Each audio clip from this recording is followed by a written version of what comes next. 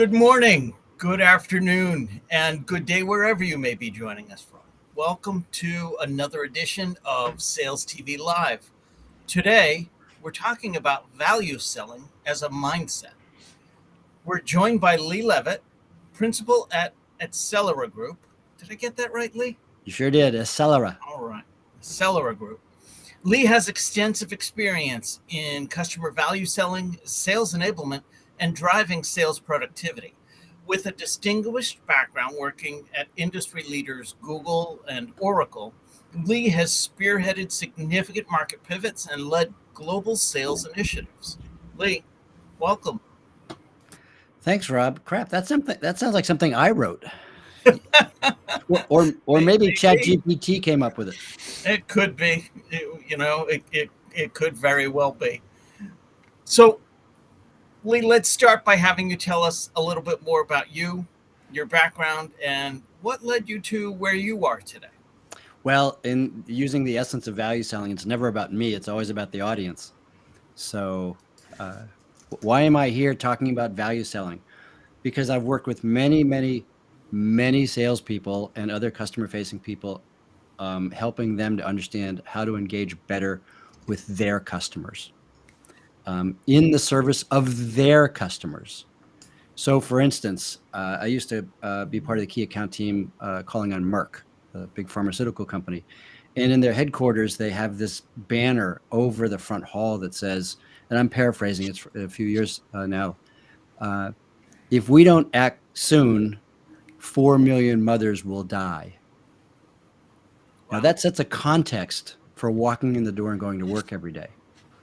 And little old Oracle, we were just selling them database and CRM and customer experience and analytics and connectivity tools, etc. And when I talked to my account team, I shared with them that context that Merck is out to help people live, to improve the world. And if we don't call today and put it off and maybe call tomorrow, maybe Merck won't be able to achieve their goal. So that's quite compelling, isn't it? I mean, it puts like passionate about databases into context, really, doesn't it? Well, there are people that are natively passionate about databases, and they're weird. For the rest of us, it's a series of business conversations, and value selling is all about business or not, because value is defined by the receiver, not by the deliverer. Right. So here's a test, that I use. If I'm facilitating a value selling session of 30 people, I might ask, how many of you have bought a car in the past 6 months? And some hands will go up, and I'll say, so what did, Sally, what did you buy? I bought a minivan. Charlie, what did you buy? I bought a 4-seater. Fred, what did you buy? I bought a sports car. Well, they all get you to where you're going. Sally, why did you buy a minivan? Because I have a motorcycle. I like to get to the track, and that was the easiest way to do it. Oh, you thought I was going to go somewhere else, huh? I have a motorcycle. I like to get to the track. And Fred, why did you buy your car? Well, because it's good on gas. And so they were all looking for transportation, and they had different values in that transportation. So when we engage with customers or prospects, what we want to do is to understand what they care about, what their language of value is, how they describe the world, so that we can synchronize with what they care about. Because if we don't, we might be talking Greek to them. Another example, and this is a personal one. I like cars, and I like cars to a point where I race cars. So if I sit down with my wife and say, honey, I would like to buy the new Porsche Cayman.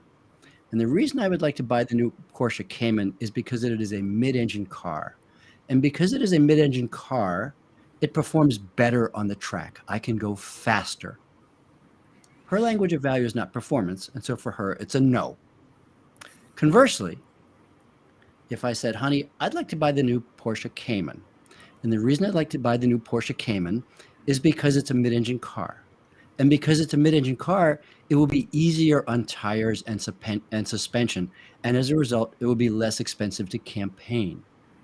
her language of value is cost. So when I align to her language of value, I'm more likely to get the big thumbs up. Have I Well, so far? I think, to be frank, I think you've pitched it totally wrongly, because I think you should have said, I'd like to buy the old Porsche Carrera GT because it's an appreciating asset. And she'll say, yes, oh, absolutely, Lee. Fill your boots.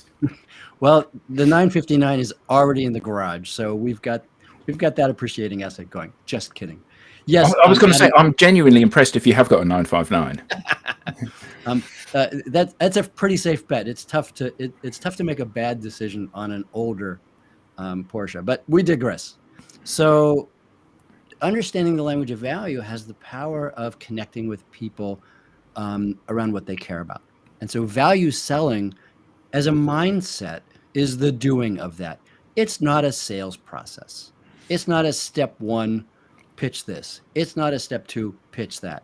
It's not a step three, write this down. It's not like Medic or MedPick. It's different. It's a way of thinking. It's actually also a way of feeling. You have to be empathetic to what your customer is going through.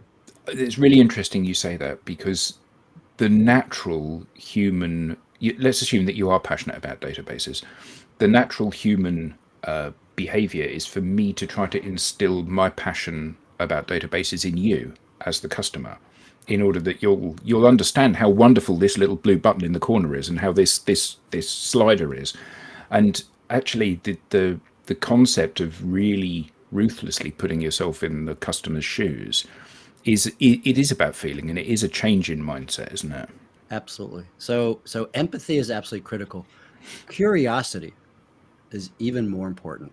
And the reason that curiosity is even more important is that the information you gather from being curious drives the ability to be empathetic, drives the ability to really listen for what you think that customer might be interested in. And what you think the customer might be interested in is an important qualifier, because you do have to listen. You have to listen to for that pivot of, well, I used to be interested in this, now I'm interested in that. And in so many power hours, I would have an inside sales rep, a BDR or XDR, say to that response, oh, I'm so sorry for bothering you, goodbye. As opposed to following the pivot and saying, really, tell me more. So too many salespeople today follow scripts, either directly or informally, and they aren't trained, they haven't built the muscle memory to follow that pivot for when the customer says, I'm focusing on this now. And even though the salesperson hasn't prepared deeply for that pivot, they have the empathy to listen and to hear what the customer has said, and then to follow. Yeah, because I think a lot of times people that are in that kind of fact-finding phase, actually what they're not doing is listening. What they're doing is waiting for an opportunity to speak. And there's a massive gulf between the two, isn't there? So, Adam, you touch on a really interesting point. The fact-finding phase, discovery. Who is discovery for? A very good question. Yeah. Yeah. So most commonly, the common perspective is discovery or fact-finding is for the salesperson. And if we look at it that way, it's the opportunity for the salesperson to build the business case so they can beat the customer over the head with it. I look at discovery completely differently. I look at discovery as a process of co-creation. And I use that word from Gerhard Geschwander, who's been publisher of Selling Magazine for many decades and runs all of the Sales 3.0 conferences. It's co-creation. It's helping the customer develop a different perspective on how to do things. Hello, Bob. Welcome aboard.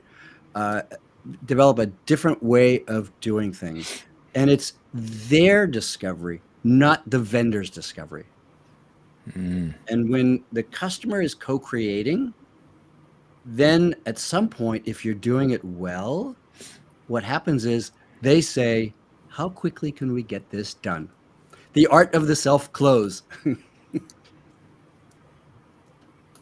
So, how can sales teams identify and align with customers' strategic initiatives then? Rob, that's That's a key question. There's it, and the answer to that is fairly straightforward. There's a process of creating a series of hypotheses. A business value hypothesis. What impact can we have on this organization? A financial hypothesis. What's the value of them doing something different? A stakeholder hypothesis. Who cares? And developing those hypotheses through internal research, external research, talking with other people that have called on that organization before, or with people who have called on individuals at other organizations. Those same individuals at other organizations, so you understand their language of value, so you understand what their KPIs or OKRs are, what they're working on. You can get some of that from the 10K, the annual reports or the quarterly earnings calls. And one of my favorite tips is seekingalpha.com is a great place to find the transcript of the earning calls. Browse those, go back 4 quarters or 6 quarters, and you'll hear what the analysts probe on. And they may probe on 5% improvement in productivity, manufacturing productivity, or an improvement in 360-degree views of the customer, or employee retention, or market gains. And if the analysts are probing on that, there's someone in the organization that owns that metric or that OKR. And so when you identify those people, you align your conversation to helping them achieve their OKRs. When I was launching an autonomous data warehouse at Oracle, we focused on line of business executives, and I showed Charlie, the manufacturing VP, riding a jet ski. Why did I show that? Because I wanted my inside salespeople who were ostensibly calling on Charlie to think Charlie doesn't just want to improve manufacturing quality by 3 percentage points. He's going to get an MBO when he does that. And when he gets his MBO, he's going to buy a jet ski. So I made it real for them. Of course, I also had to explain what an MBO is to some of these folks who had never worked in business before.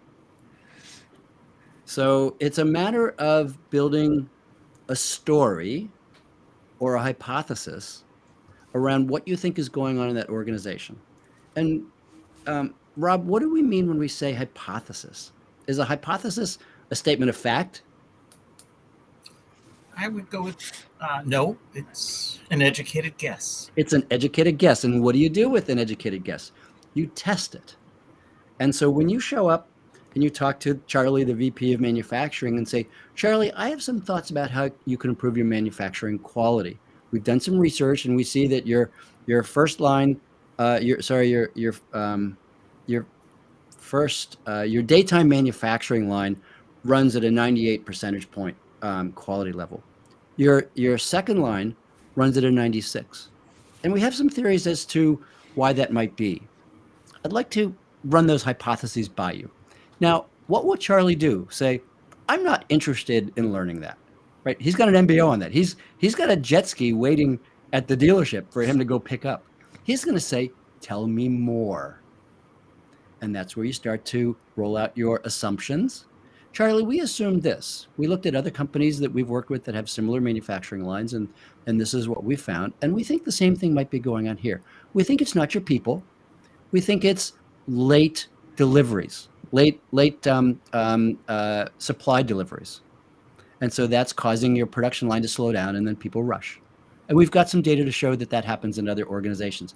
What would Charlie's response be? Nah, that's wrong. What do you think his response would be? Yeah, I think his response will be blue. Blue.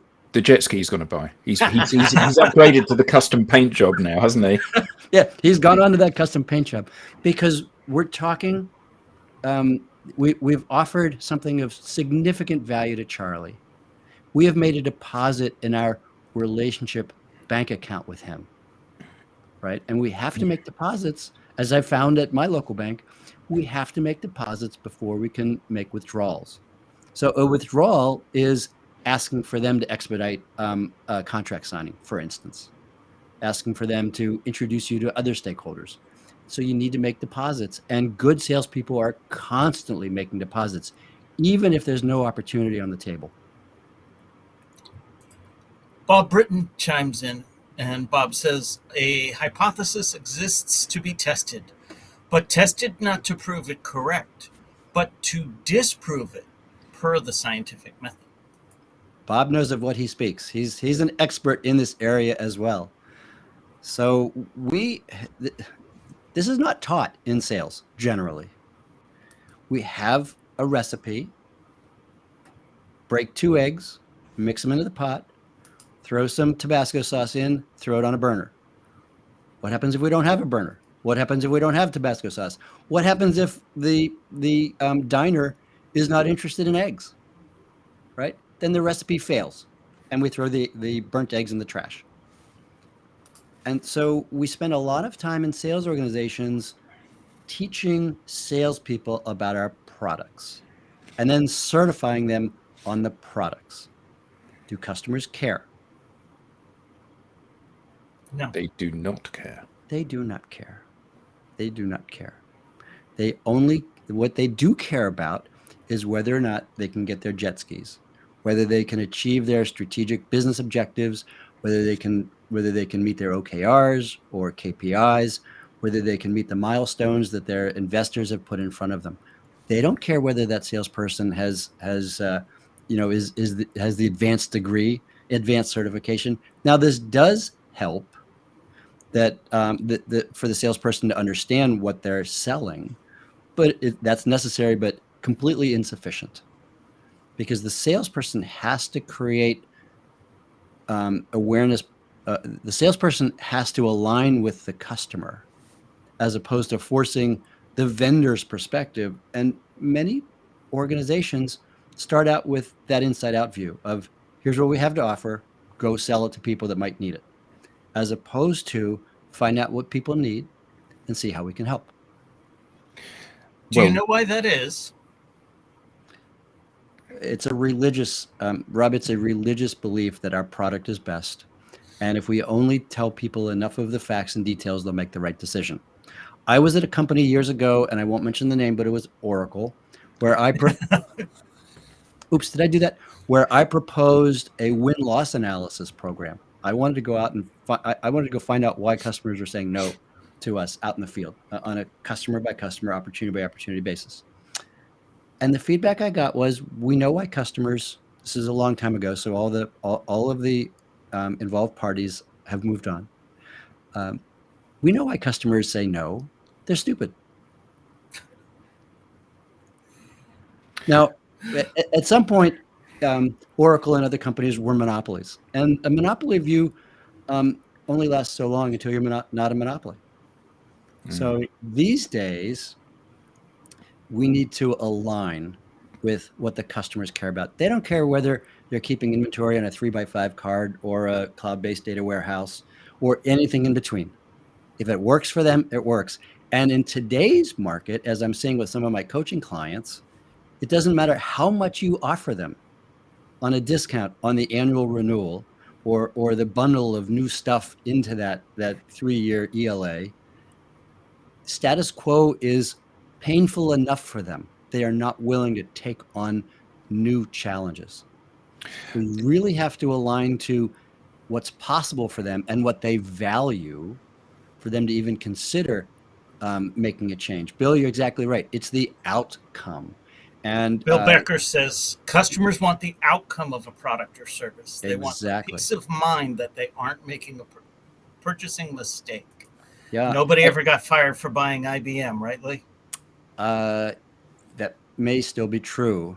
That may or may not still be true, but that was the old adage. And so the interesting thing, and again, with my coaching clients, I talk about this. The outcome is not the signing of the contract. The outcome is not the implementation of the product or service. The outcome happens long after the customer has gone through the trough of despair. Oh my gosh, what have we done? Why isn't it working now? Why are we running 2 systems in parallel? And 6 months or a year later, they start to experience the outcome that we had talked about, that Bill mentions. So most salespeople don't stick around long enough with particular opportunities to see what organizations actually, how organizations actually benefit.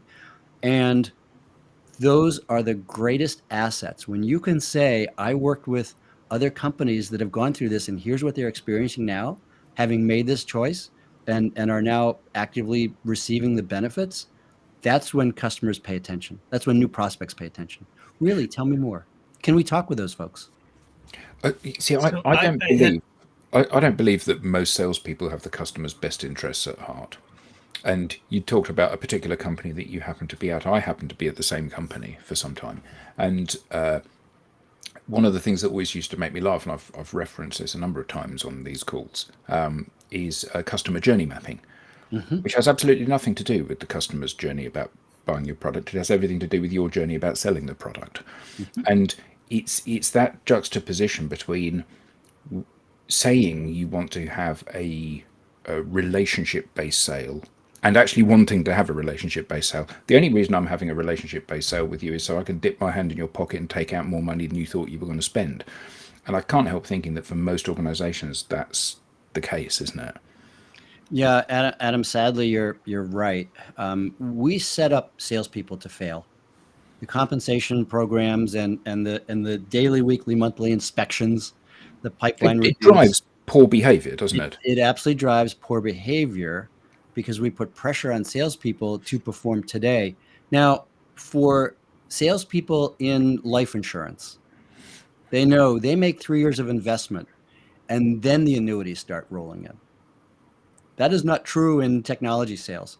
Unless you have unless you have a context of I'm in it for the long term, I am making friends and acquaintances and contacts that I'm going to leverage for the next 30 years of my career. And the top 10, maybe 20% of salespeople do that. They don't care whether they get today's deal. They care whether that person walks away from the conversation saying, I got value from talking with Adam. And I will look forward to seeing his name on my caller ID again. And and Adam, you can take that to the bank. Yeah, sadly, nobody ever has that feeling. There's Adam's caller ID. Great, I've been looking forward to this. I had set you up with why do we teach the product and certification to really pivot to this question. How can sales enablement support a value selling mindset? Oh, Rob, do you want to rehash that conversation? Put down the content management tools for the next 18 months and focus on coaching for better outcomes. Coaching seller behavior, customer-facing behavior for better outcomes. Because so much of sales enablement is content-centric, we are shoveling content at people, some of which might be behavior-oriented, but most of it is product-centric. Nobody learns how to ride a bicycle by watching YouTube or reading, the psychology of balance or the physics of balance, and then taking a certification exam online. You do it by and I actually have pictures of my son and daughter. My son's holding my daughter up when she's 5 years old, helping her to experience balance and to feel what good looks like and to practice that. Right? It's the Mr. Miyagi wax on, wax off, one little piece at a time, practicing the component parts of good engagement. Not let me tell you about 3.4. 3.4 is better than 3.3 because we moved the start button from the right side to the left side of the screen, and now it's blue rather than green. Yeehaw! But that's what I've been waiting for. Yes. Good luck to you. Said nobody ever. Nobody ever. Yeah, right. Yeah. The reason that sales enablement focuses on content in many cases is because it's easy and because it's measurable, and we can hire inexpensive people to do that work. I won't mention the company name, but the head of sales enablement celebrated the fact at one point that we had 1 million downloads in Seismic. And my quiet response was that Fred in Des Moines really bored and he just kept hitting refresh? Was it all 10,000 of our salespeople searching and searching and searching and downloading and downloading and downloading and never finding what they needed? That's a metric without any context. Well, there's a lovely story, isn't there, that Gary Vee tells about his basketball team that or whichever, I think it's basketball team, that he was waiting for them to announce a transfer of someone. So he's got all his alerts set up, but he's also going to ESPN or whichever sports site, and he keeps refreshing the page, waiting to see this news flash. Yeah. And then every time, and I can say this because I'm not affiliated to them, every time he refreshes the page, a Samsung pops up, and he presses the button in the corner, and because he's got big fingers, it then diverts to the website. And he said, so the marketing guy at Samsung's going, oh my God, look at this guy in New York. He's desperate to buy one of our TVs. He keeps going to the web page. And Gary Vee's gone home and said to his wife, we are never going to buy a Samsung product until I'm dead. And it's this juxtaposition, isn't there, between what you think is happening and actually the reality of what might be happening in terms of how people are engaging with the stuff. Yeah, here's a question that I like to ask, and it happens to be the title of a book. Will it make the boat go faster? And the book is about the 8+ crew for the British crew for the '96 Olympics, and their struggles to become a coherent team and to actually make the boat go faster. And anything that they might do that doesn't actually achieve in helping the boat to go faster, they shouldn't do. And it involves teamwork, and involves a whole series of things and broken boats and all that. It's a great read. And so in sales, it's the same thing. If we make more and more content, will it make the boat go faster? A good friend of mine who was head of marketing operations at HP said at one point, 97% of all the content we ever created has never been seen once. The same may be true for sales enablement content. I haven't seen the stats. I'll ask a friend of mine at Seismic about that. That may well be true too. And so are we helping salespeople to actually be successful? Are we helping our customers to actually be successful? Because that's the key point. If we're in alignment with our customers' strategic goals and their strategic goals, then how salespeople behave or act and how we in enablement support them will change dramatically. On that note, we're out of time. Lee, this has been great. How can people learn more? Where can they get in touch with you? Rob, they can find me in one of two places. Out on the trails where I'm trail running. No, that's not right. They can find me on LinkedIn, Lee Levitt, Levitt. They can also find me at the Acelera Group, Acelera Group.com, or thoughtsonselling.com. And Rob, you were just recently on my podcast, and we had fun talking about the book you just released. Yes, I was, and thank you again very much for that. I appreciate it. We now have a newsletter. Don't miss an episode. Get show highlights, beyond the show insights, and reminders of upcoming episodes. Scan the QR code on screen or visit us at SalesTV.live and click on newsletter. This has been another edition of Sales TV Live. On behalf of the panelists and everyone at Sales TV Live, to our guest, to our audience, thank you all for being an active part in today's conversation, and we'll see you next time.